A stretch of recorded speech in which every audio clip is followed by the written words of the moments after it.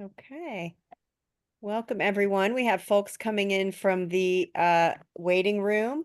So, Alexi, as soon as it looks like we have everybody in, let me know and we'll start in just 1 minute. Thanks, everybody.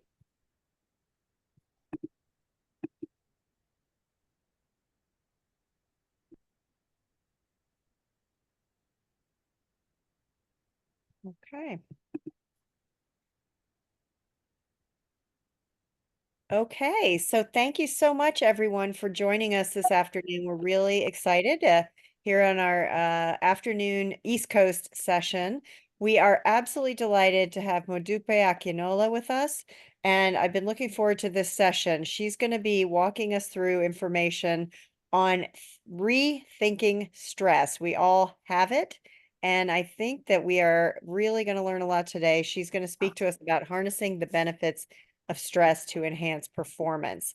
And in this chat today, Modupe is going to speak to us. I just want to give a little introduction for her. She is HBS MBA class of '01. She's early on the 2000s.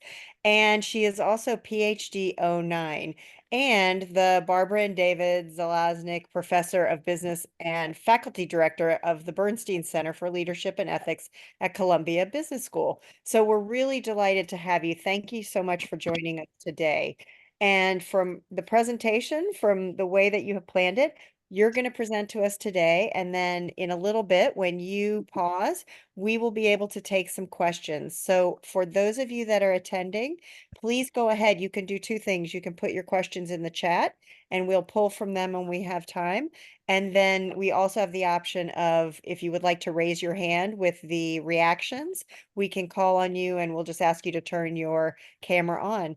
And before I hand everything over to Modupe, just if those of you that are on could change your name on your Zoom box and put your HBS affiliation, that just helps all of us kind of see where everybody's coming from, the different angles of HBS.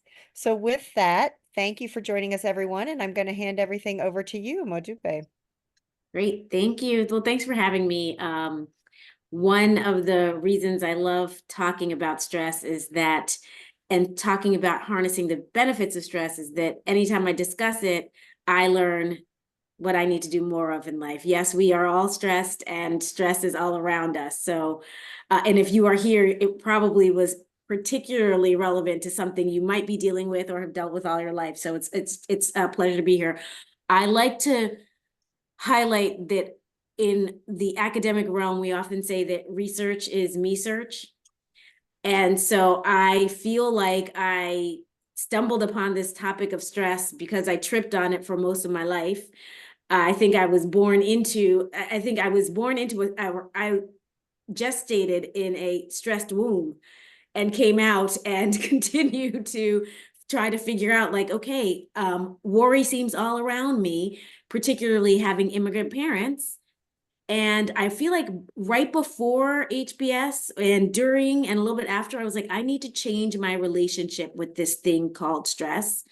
But it wasn't until my PhD that I realized how to actually do that in a sustainable way. So one thing that is also important to know about stress is that the tools to help harness its benefits really depend on you. You understanding what the stress is for yourself, you figuring out what tools work best. And so I will share some insights on that in general. And I'm going to share my screen because I'll probably present for about 15 or 20 minutes. And then I will, I'll proceed.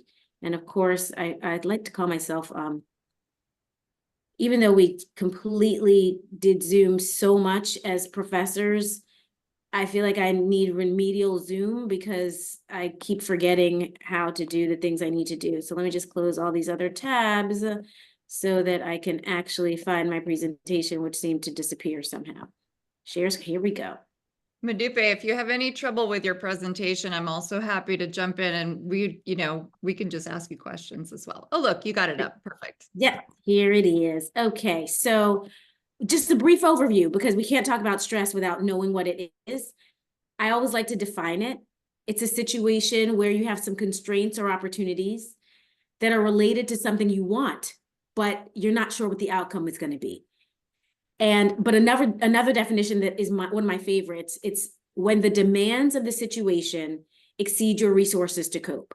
So when there's some type of danger or uncertainty or effort that needs to be engaged in, that's a demand. But resources, that's like having the knowledge and ability to overcome the situation, or a disposition that helps you deal with a situation better, or external support. So that's what we mean when I'm talking about demands versus resources.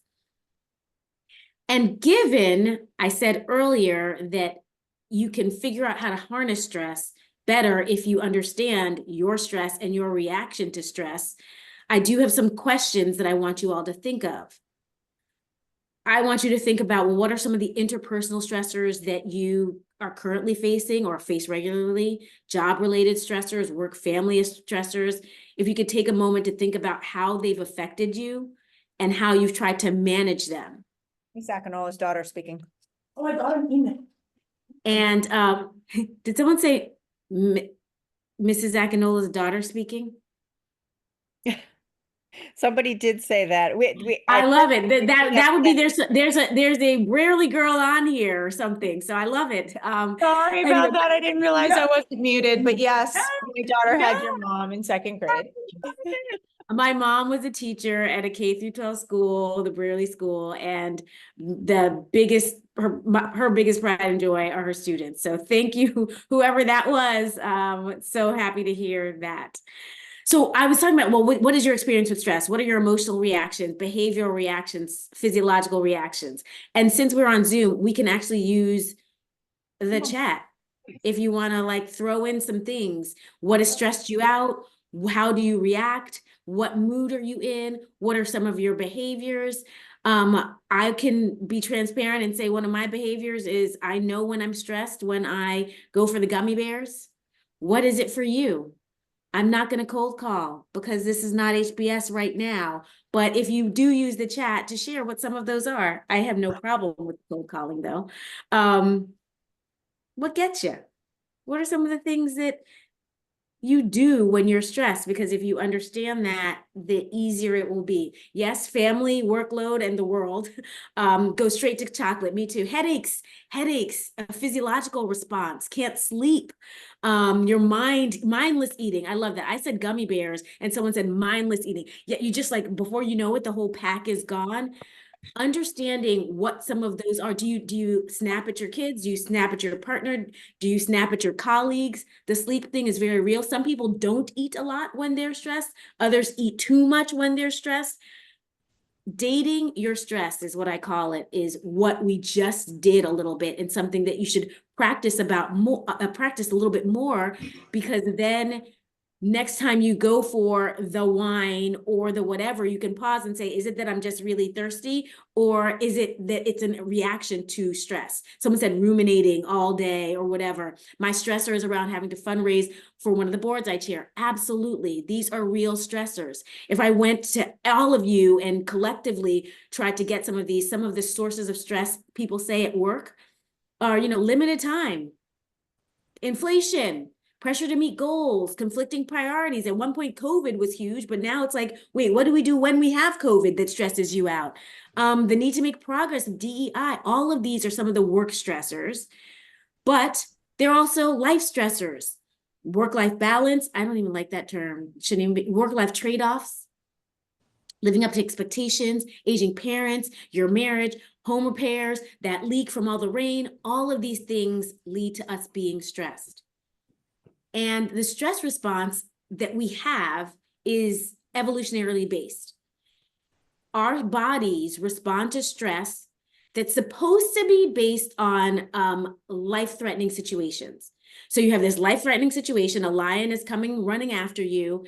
And what happens is you want your system, your adrenaline to increase, dopamine to increase, to give you the energy to fight or flee the situation.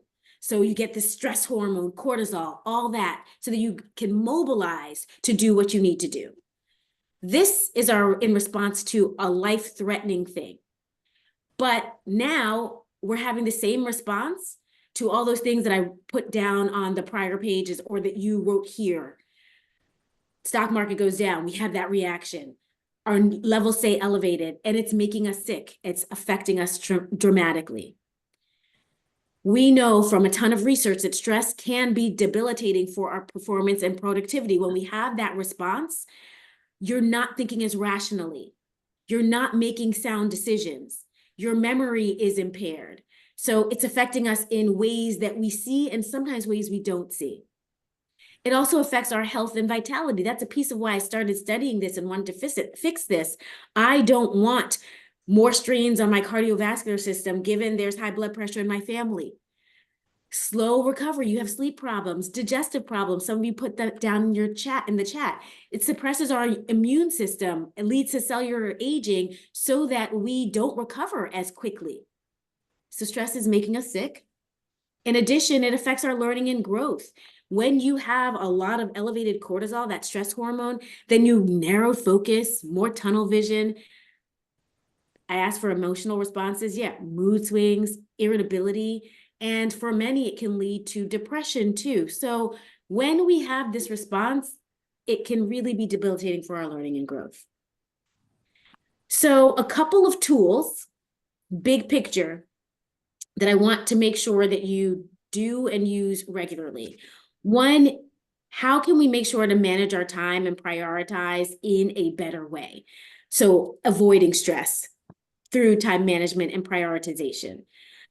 I don't know if you all are like me and you have like checklist fatigue. You like to put down all these things on your to-do list and it gives you joy to cross them off.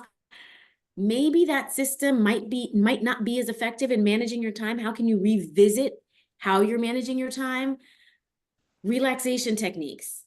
We've heard about a ton that you can do, whether it's an app, the Calm app, for instance, before you go to bed to get you to sleep faster.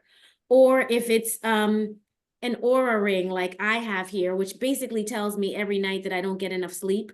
And tells me how much stress I'm in. It can be helpful for me, but what is it for you? There's also meditation, yoga, diet, exercise, healthy habits that can help us counteract our stress. So I hope that part of this session, when we have the Q&A, I can share more tools, but I just want to prime you to be thinking about what you do in these three categories to avoid, reduce, and counteract stress. Now, I just told you all the bad things about stress that probably you all resonate with, but the reality is that not all stress is bad, and that each of you can think about times where you might have been stressed, where you rose to the occasion. So yes, stress can be deteriorating, as I highlighted, but it also can be enhancing. There have been times where you felt healthier, you performed well, your well-being was heightened because of or in light of some of the stress you were experiencing. So one of the aspects of my work is to debunk the dominant perspective that stress is bad, and instead help people understand that stress itself isn't helpful or harmful. It's actually our mindsets about stress and our response to that stress that can influence how we experience it. And so what is this thing called a mindset? You probably heard about growth mindset, other types of mindset. It's basically a lens or frame through which we view the world, given we have so much information that is coming at us at a regular basis. And the first demonstrations of the power of mindset are placebo effects. The fact that you can give half of the people a real drug and half of the people a sugar pill, and there's still recovery or beneficial results in 60 to 90% of all diseases, tells you there's something about your mind. There was this one study where they gave people fake poison ivy, had them rub it on their hands, and people actually developed real rashes. Some of them developed real rashes. Your mind thinking that it's one thing can lead to the actual physical manifestation of the outcome of poison ivy or a rash. In this other study, they had people who had knee issues, ACL, whatever it is. And they said, you know what, we're going to anesthetize you, we're going to fix it, and then you'll be better. All the surgeon did was put a little incision and then sutured it up. And don't you know that even with a sham knee operation, people reported their knee feeling better and reduced swelling? That's about your mindset. And I want to then bring this to the work context. And this is a study that one of my collaborators did.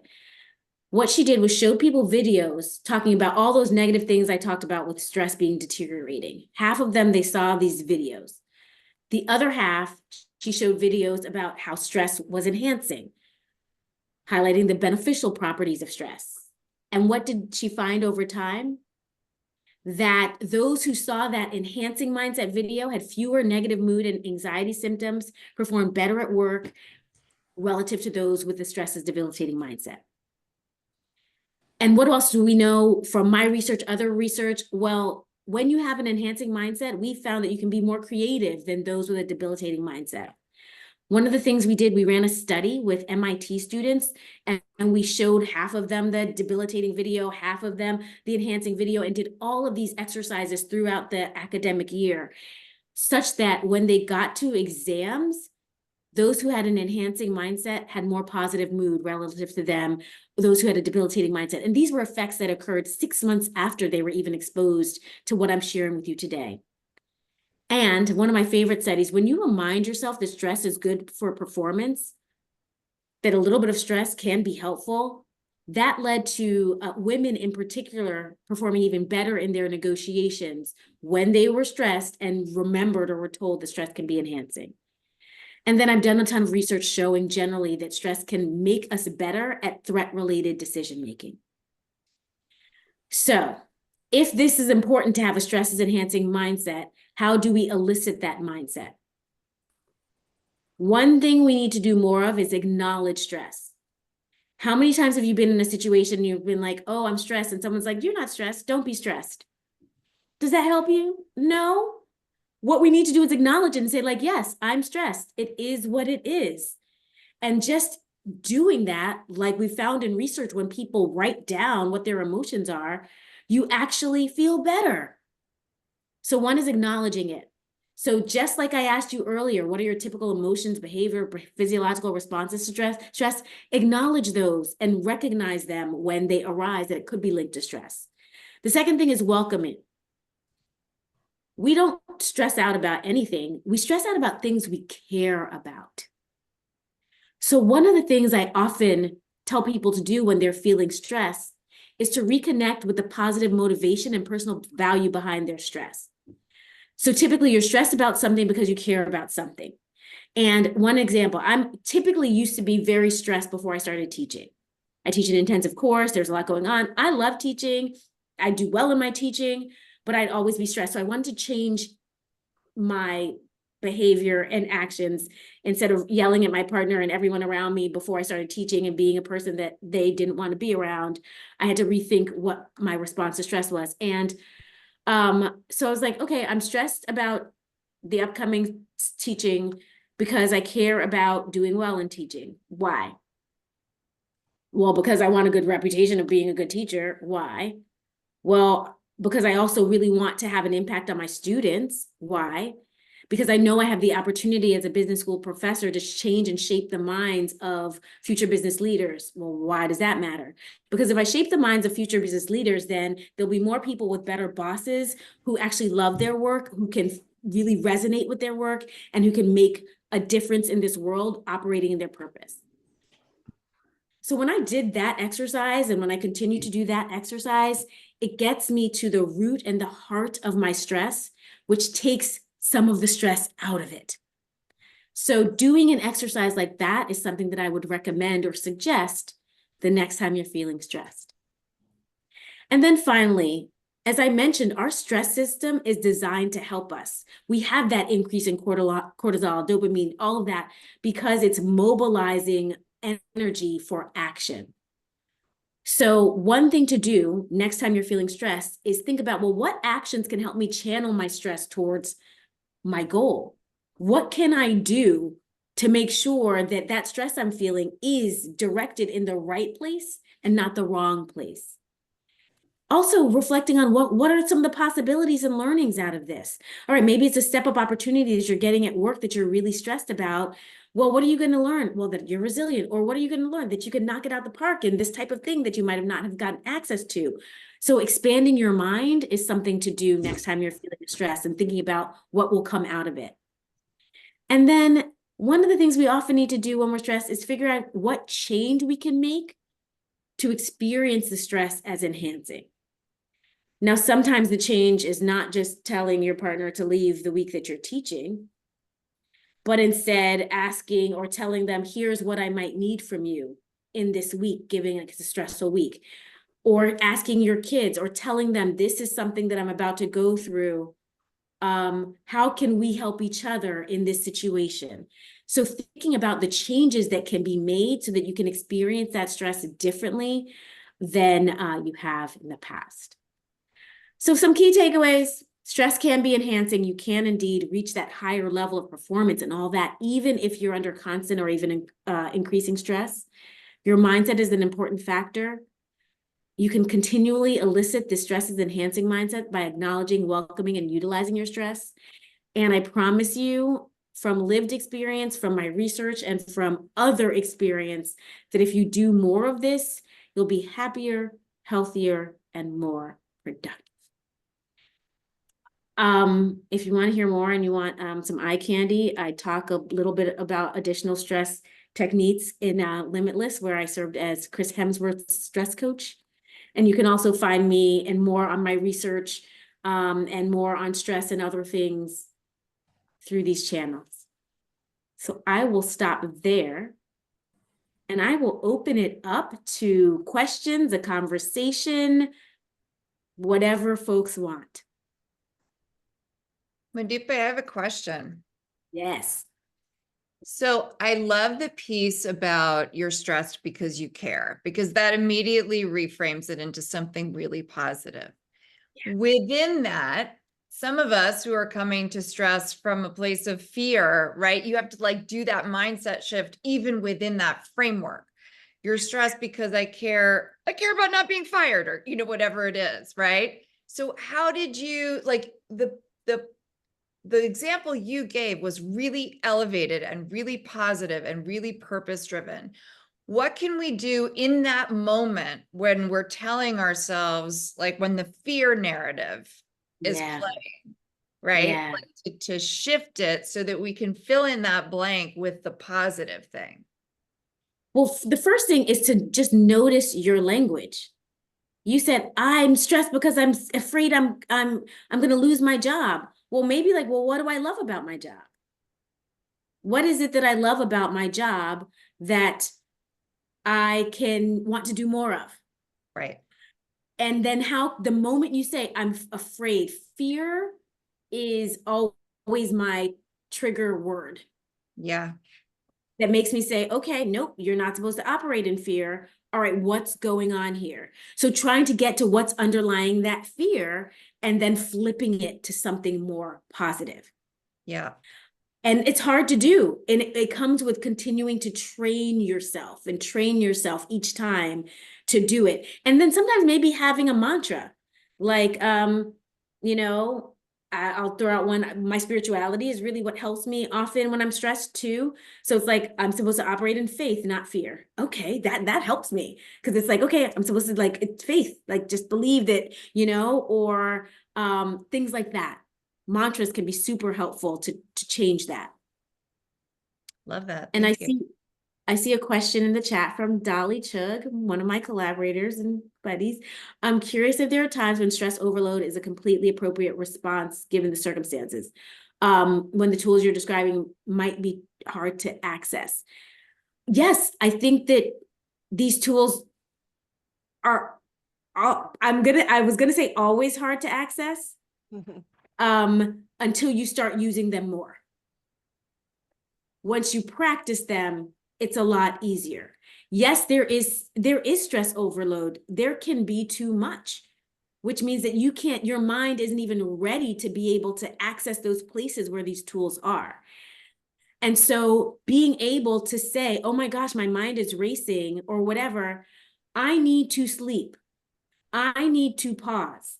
I need to do something to stop that so that my rational mind can take over and engage in the tools.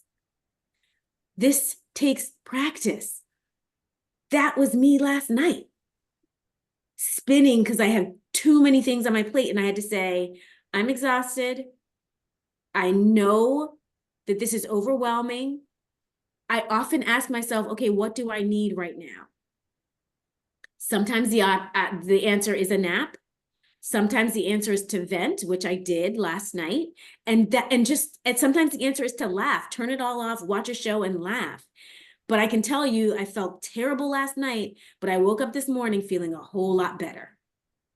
And so overload is what we live with, sadly, in this world. And my point is, the more you practice these tools, at least you'll know what to do to try to counteract that. Other questions? Hi, Modupe. This is Sherry. I loved your research. Are there additional resources that you could point us to, books, additional, either self-help, those kinds of things where you could also look at, and just as a reminder and as a refresher?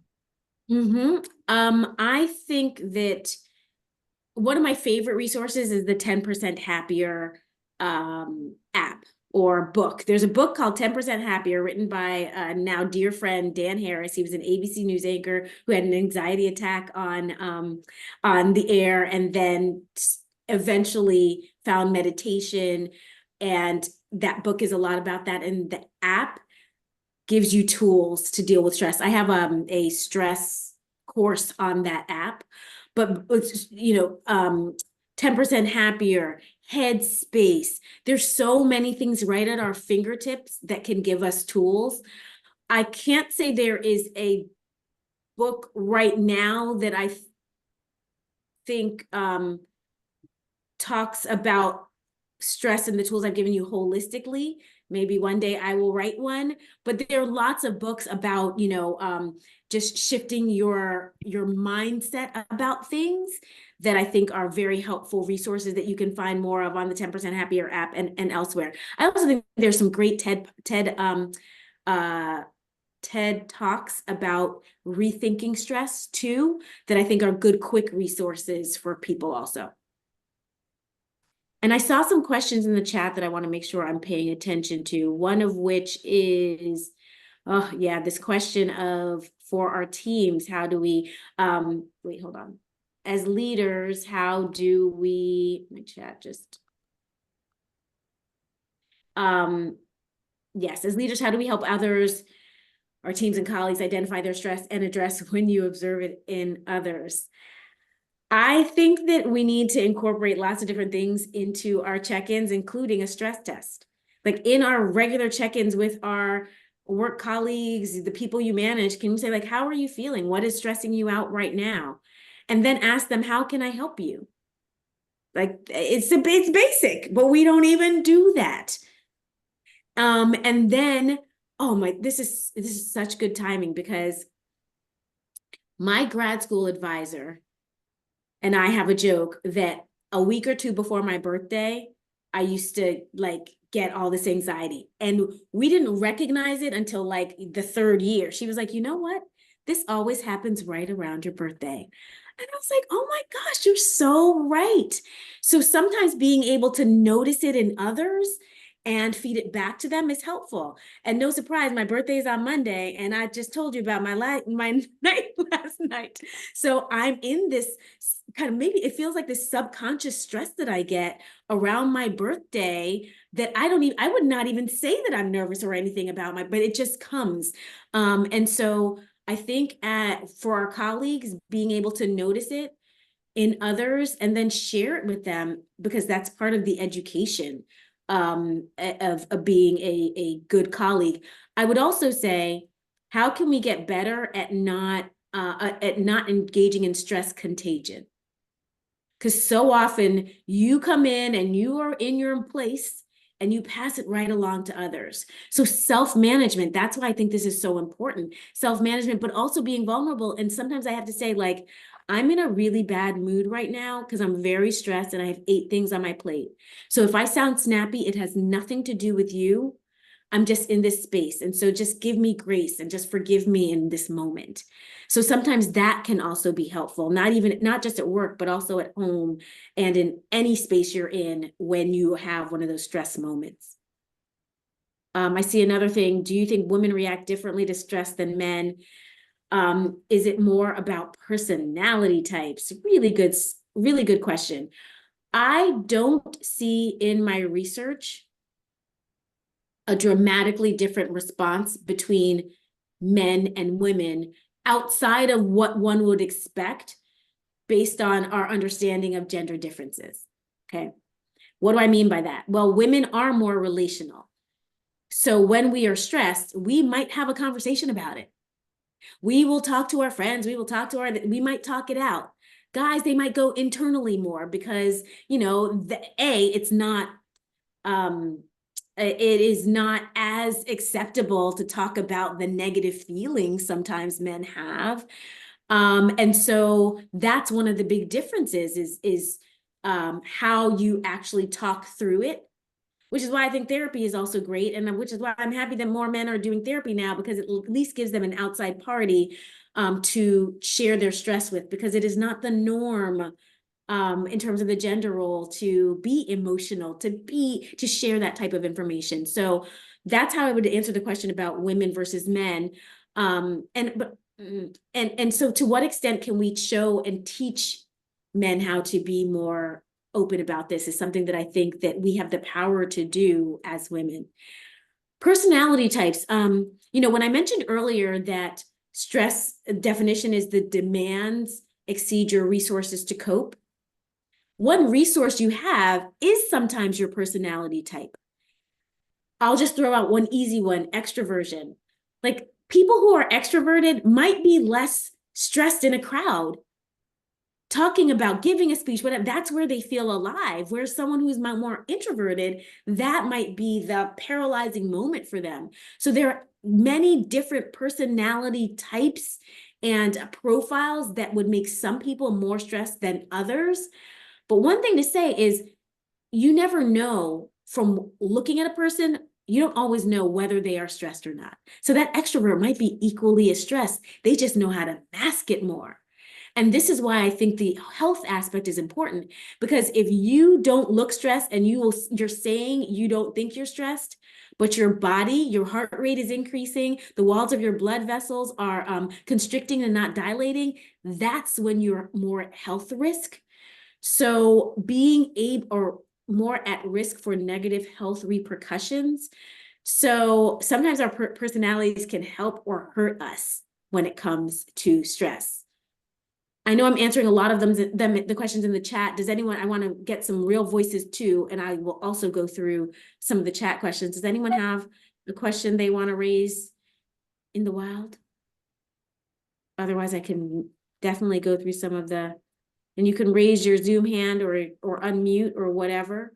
I have another question. I don't want to hog all the time though, but I have another question. It's kind of based on what you were talking about before about you were talking about norms, and it made me think of this other question around norms, which is there's this underlying norm particularly among very, successful people with high power jobs, where it's almost like it's cool to be stressed, right? Like, oh, how are you? And the right answer is like, so busy. How do we, we're doing all this work on ourselves, but how do we do that work in a context of like, and I mean, I actually don't have a workplace like this, but I think a lot of people are in workplaces where that's not only the norm, but it's almost like if you rolled up at work, like, oh, I'm just gonna like meditate for a little while in my office before we start. And like, how are you? I'm great. I've got everything chill.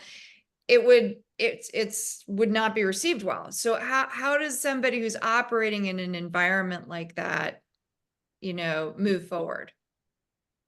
There is some research showing, and it's by Sylvia Beleza, who's a colleague of mine at Columbia, that busyness is a status symbol. And exactly. so, yeah. And one of the things that I think we need to do is stop normalizing that. So sometimes when I find myself doing that, I'm like, ooh, I don't want to lead with I'm busy. That's not how I want to lead with. That's not appropriate.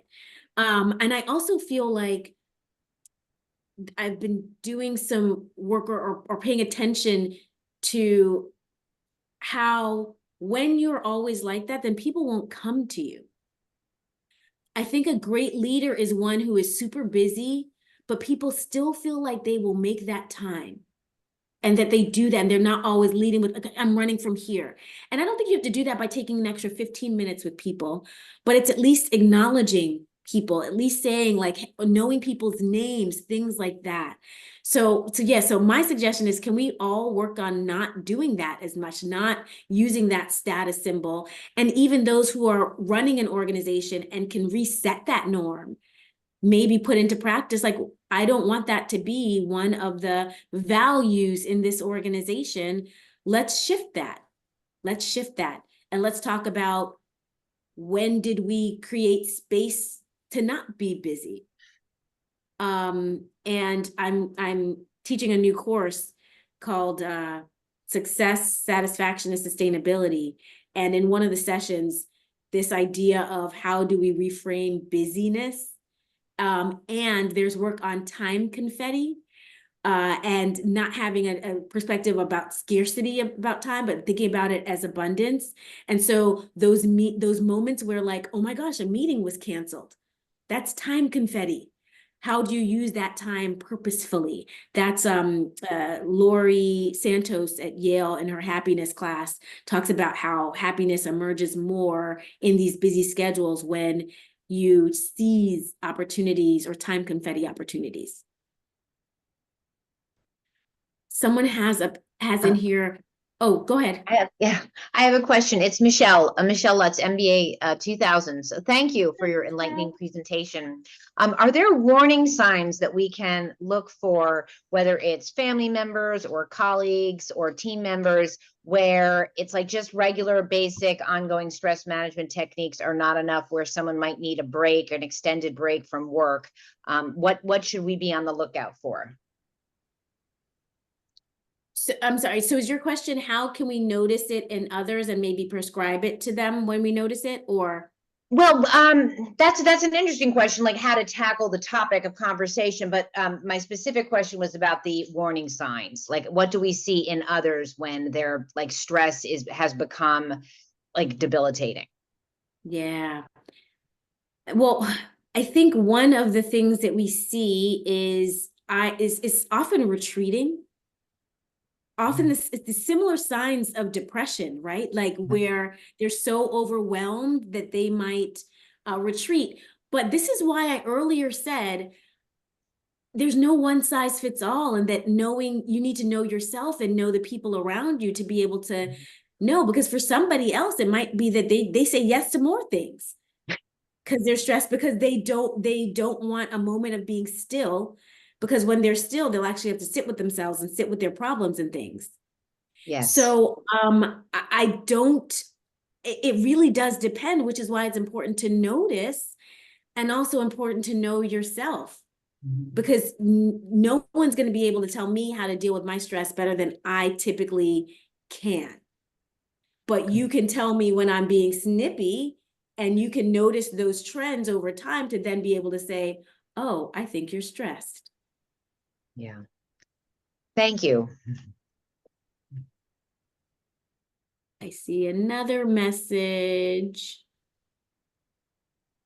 Okay, I just mentioned saying yes versus no to opportunities. Yes, which makes you think about the no club and how to decide what to say yes and no to. So a researcher at Carnegie Mellon wrote a book called The No Club, which is a great book if you get the chance. And I am proud to have a no club, which includes Dolly Chug, who is here. We found ourselves so overwhelmed with the requests to do this, that, the other thing, as women, as, you know, whatever. Yeah, you all know that you are sometimes overwhelmed with the asks. So we have a no club. And when there are certain asks that are really, we can't figure out whether to say yes or no, we send an email, and in the title, it says like no club, and then whatever the line is, and share the dilemma. And there are 3 of us, and the other folks weigh in. And it's so helpful to hear their perspectives. and then make a decision. And it's so helpful to share my perspective on theirs, because then it makes me check myself on some of my own.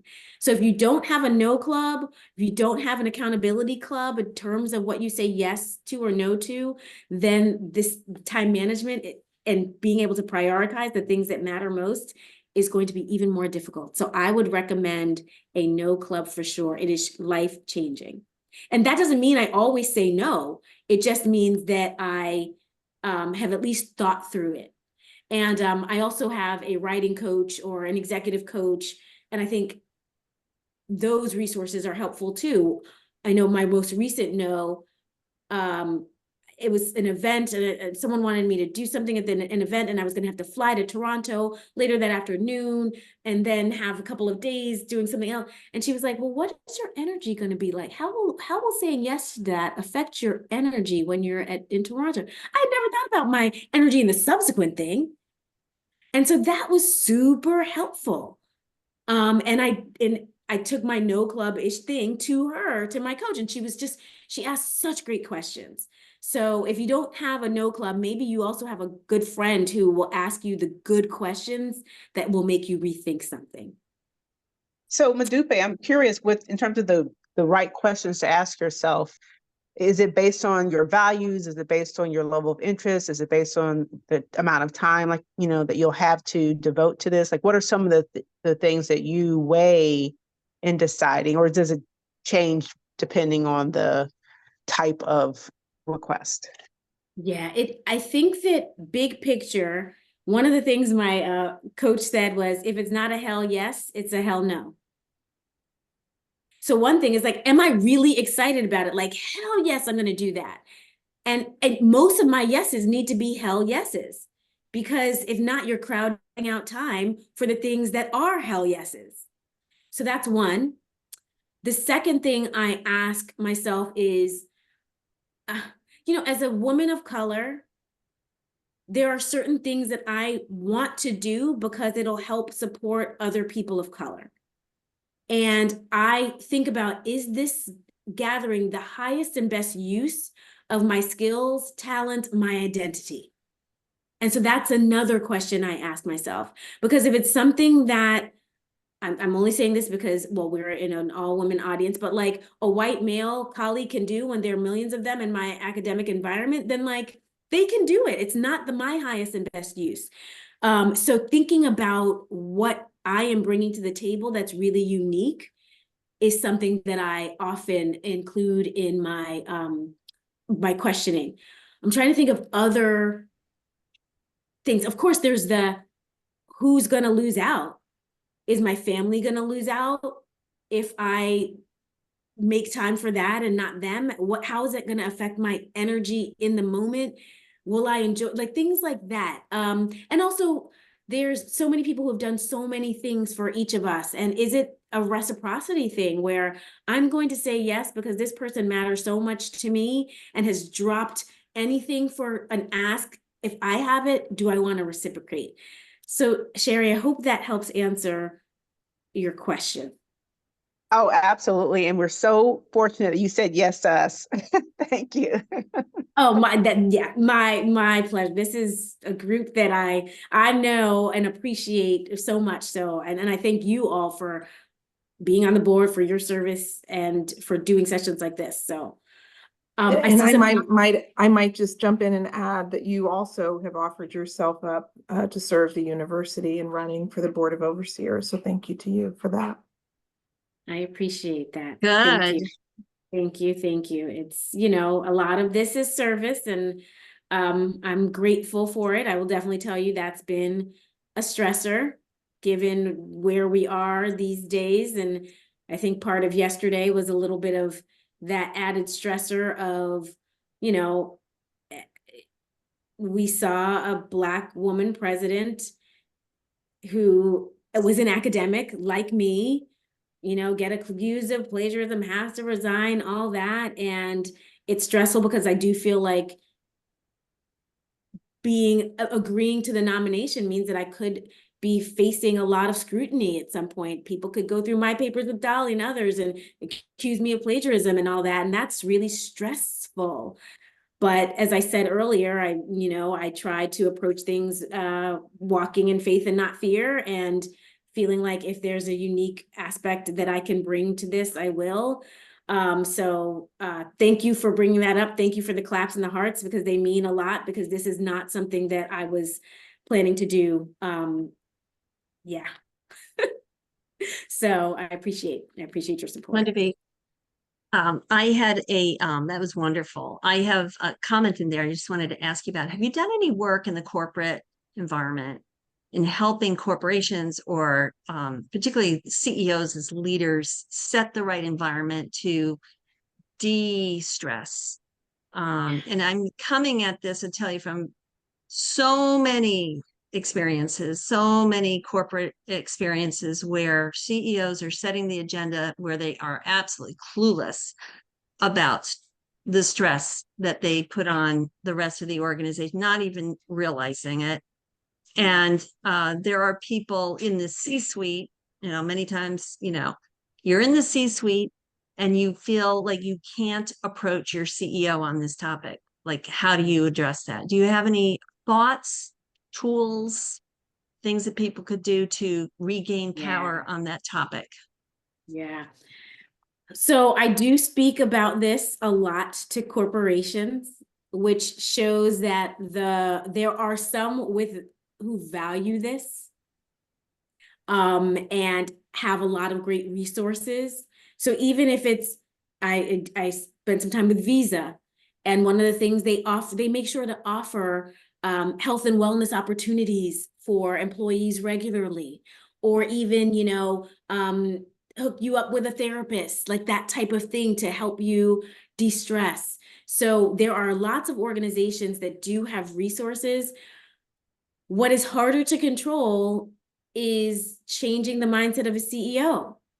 When status, as I said, the status symbol of being busy and being stressed is often synonymous with leadership, and so the way I'm hoping to contribute to this is by training future business leaders to not be those CEOs, by working with HR in those companies to try to help them figure out what needs to be done in that specific organization, whether it's more tools like this. I also coach senior leaders. I would say I have some people that I coach who are incredible senior leaders. And one of the things I make sure to do is check in with them, doing this stress test stuff regularly, and ensuring that they're passing that along to people who they lead and manage. So sadly, there are going to always be CEOs and people in leadership who just don't get this. But I also do know that CEOs can be very reactive to people who push them in certain environments. I mean, a lot of the most recent advances that we've made in gender issues and all the types of biases and things have come from bottom up too. So I really hope that we invoke the power of the collective to maybe push up this need for change even more. Hi, Modupe. I'm curious in terms of generational differences. Has your research touched on that? I feel like, at least for my team, I have a pretty intergenerational team that I manage, and the folks who are Gen Zs and millennials, they are not as stressed, I feel, as those of us who are Gen Xers or baby boomers. And so, have you seen any of that? And if so, what are some of their coping mechanisms? I would say anecdotally, absolutely. I think that, these next generations are kind of like, I'm not going to tolerate that. Like that, the number of times I hear like, no, I can't do that. What is it? Self-care. It's a self-care. I'm like, what are you talking about? Self-care? What is this? So they are more understanding of the need to recharge because they've watched us and they've watched other generations. And so this idea of the younger generations teaching the older generations, I think, is something that will yield benefits later. I'm involved in a K-12 school, the one that where my mom taught. And we have embedded in some of the programming, especially for middle schoolers, some tools and techniques around stress management, around mindfulness, around meditation early on. And so I'm hoping that those habits now they'll take home and their parents will see, and then that will continue to get people more aligned with the idea that we need to change these habits. And sometimes, out of the mouth of babes is where it can come. I love that. That's so inspiring. We probably have time for one, maybe two more questions, but I wanted to ask people, I like to ask people at the end of a session like this, especially one with so much rich inspiration, just take a second and drop in the chat something that was like a new thought or an aha or a new phrase, or, like what, just like if you are going home and telling somebody about coming here today, what's the thing you're going to repeat, right? It's kind of fun. Okay, anybody, last question or two? We've got some time. Yes, time confetti. That I was going to write that one too, Elizabeth. I love that phrase. Yes, the no club. And I feel like when I say time confetti, I feel like I have to do this because I just, the hell no club. Yes, reinforcing and changing mindset. Yes. Stress check. Literally wrote down in giant letters, if it's not a hell yes, it's a hell no. Yes. I think I'm gonna have to put that on the wall next to my office. That's and constant reminders, that is even having these mantras and stuff in places where you can see them. Yes. Those are helpful stress checks. I call them anchors, something that you see on a daily basis that will make you say, wait, how am I feeling? How can I check in with myself? Because we don't even take time to check in with ourselves. Some people, when they drive, if they drive to work, their anchor is their first red light that they see as a wait, how am I feeling today? What are my emotions? So that at least you are aware of how you're entering the day. Some people it's put on the seatbelt. Some people it's, the first doorknob you touch or when you touch a doorknob.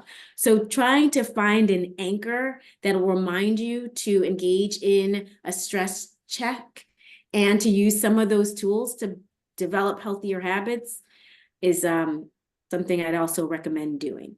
And then also knowing your signals. When you have that headache or that migraine or you can't sleep and that is a tool. Notice that and do something about it. Ask yourself, what do I need right now? Such a helpful hack to remind us to check in with ourselves. And I definitely would never have thought of those like tactile anchors, like when I put on my seatbelt or when I hit a red light. That's a big aha for me as well. And, that's a great one. Know if it's headaches or gummy bears or whatever it is for you, listen to that, right? And, put the mantra on the wall. I love the idea of like an anchor mantra. I have too many things to put in the chat. I'm taking away so many things from today. Thank you. Thank you, Modupe. Thank you so much for being with us. Pleasure. Thanks for having me. And it's really great seeing all of you. Yeah. All right, everybody. Thank you for coming, and we'll see you next time. And much gratitude to Modupe. Thank you. Thanks. Enjoy your night. Thank you, Modupe. Great session. Thank you. Thank you. And Bethel, yay for your daughter. I will try to tell my mom that she was on the call or that you were on the call. I'm so sorry. No She need was to apologize. laughing. She was like, "Oh my God, Mom, I can't believe you just said." That's very cute. I'm so sorry about that. Hi, Catherine. All right, take care. And Anyway, hi, she loved your mom, and I can't believe she's already graduating. But maybe I'll see you at Brearley one of these days. I am sure you will. All righty. Thanks again. I appreciate it. My pleasure. Care. And Susan, Bye. good to see you. And Akiko, Nice you too. to see you. Take care. Bye.